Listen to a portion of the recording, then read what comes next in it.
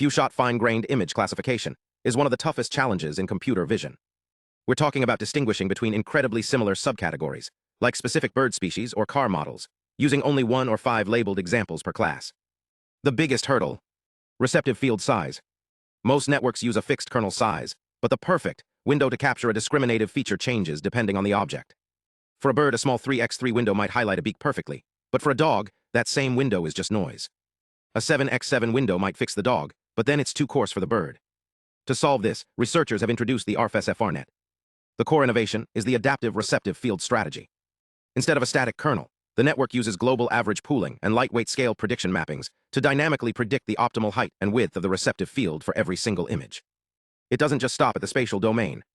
The network processes images through 2 parallel streams: a spatial branch for local textures and a frequency branch using a 2D discrete cosine transform to capture global spectral patterns. By applying the adaptive receptive field to both, the model extracts high-quality descriptors that are then merged using a pixel-wise weighted aggregation. The results are impressive. Across benchmarks like CUB-200 and Stanford Dogs, ARF-SFR-Net consistently outperforms state-of-the-art methods. By allowing the network to choose its own sampling grid, it captures the most discriminative parts of an image regardless of scale or domain. If you want to dive into the math behind the differentiable sampling grids and the spectral masks, check out the full paper and the code on GitHub.